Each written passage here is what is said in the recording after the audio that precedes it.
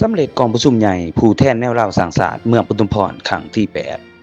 กองประชุมใหญ่ผู้แทนแนวราวสร้างศาสตร์เมืองปทุมพรแข้งจำปาสักครั้งที่8ได้ไข้ขึ้นและอัดลงรวยผลสำเร็จอันจบงามในวันที่14พฤษภาคมปี2025ที่ผ่านมานี้อยู่ที่สโมสรของเมืองโดยการให้เกียรติเป็นประธานของสหายนางวาสนาศิริมากรรมการศูนย์กลางแนวราวสร้างศาสตร์กรรมการประจำพรรคแขวงประธานแนวราวสร้างศาสตร์แขวงจำปาสักสหายสมจิตแพงสวัสดิ์เลขาคณะบริหารงานพรรคเมืองปทุมพร มีสหายแก้วตาญาวงศากรรมการแนวราวสังสาสตร์แขวงห้องเลขาคณะบริหารงานพรรคเมืองปทุมพรประธานแนวราวสังสาสตร์เมืองพระอาจารย์คำเทิกสิงห์สวรรค์รักษาการประธานองค์การพุทธศาสนาสัมพันธ์ลาวเมืองพร้อมคณะบรรดาสหายการนำจากองค์การจัดตั้งมหาชนนาคุบเก่าคณะนำของเมืองแขกเชิญจากหาเมือง1นครและผู้แทนเข้าร่วมทั้งหมด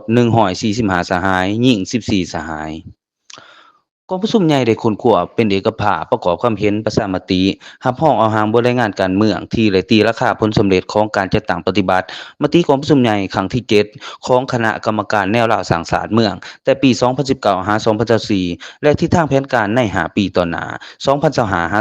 2029ที่ได้วางหาขาดไม้สู่ส้นและ6เวียกงานจุดสุมบทสำรวจการนำพาร่วมของคณะกรรมการแนวราวสร้างศาสตร์เมืองครั้งที่7ซึ่งได้ตีราคาด้านดีด้านอ่อนของโครงข่างสาเหตุบทเรียนที่ถอดถอนได้ในการจัดตั้งปฏิบัติมติกองประชุมใหญ่ในระยะที่ผ่านมากองประชุมครั้งปฐมฤกษ์ได้คนกลัวพิจารณารับรองเอาการแต่งตั้งประธานห้องประธานแนวราวสังสาสตร์เมืองปทุมพร1สหายบุญท้องสุภวงศ์คณะประจำพรรคเมืองเป็นประธานแนวราวสังสาสตร์เมือง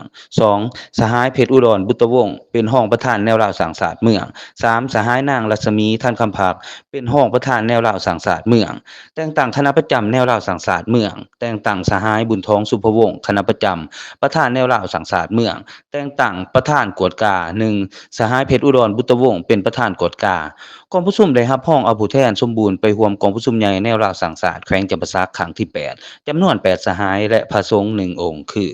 1สหายบุญท้องสุภวงศ์คณะประจำพรรคเมืองประธานแนวราวสังสาสตร์เมือง2สหายเพชรอุดรบุตรวงศ์ห้องประธานแนวราวสังสาสตร์เมือง3สหายวันดีอัควงศ์กรรมการพรรคเมืองคงเขตการเมือง4สหายเสยสิทธิ์อัควงศ์กรรมการพรรคเมืองคงเขตเศรษฐกิจ5สหายนางเวียงไส้จันทศักดิ์กรรมการพรรคเมืองคงเขตวัฒนธรรมสังคม6สหายคำประไสแก้วมณีวงศ์ตัวแทนส่วนเผ่า7สหายนางพรประดิษฐ์แสงศักดิ์เมืองสวนน้ำธีรเพชรนักธุรกิจ8สหายโจลิกวรรณราชนักธุรกิจ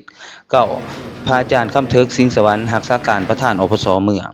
จากนั้นในตอนบ่ายของวันเดียวกันสหายนางวาสนาศิริมากรรมการศูนย์กลางแนวราวสังสาสตร์กรรมการประจำพรรคแขวงประธานแนวราวสังสาสตร์แขวงจำปาสักพร้อมคณะก็ได้เป็นเกียรติลงเผยแผ่มูลเสือการกำเนิดและเติบใหญ่ขยายตัวของแนวราวสังสาสตร์ครบรอบ75ปีโดยที่พันกับกิจกรรมถามตอบความรู้รอบตัวให้คณะกรรมการแนวราวสังสาสตร์อยู่ที่บ้านหลัก40บ้านหลัก40มี3ระยะ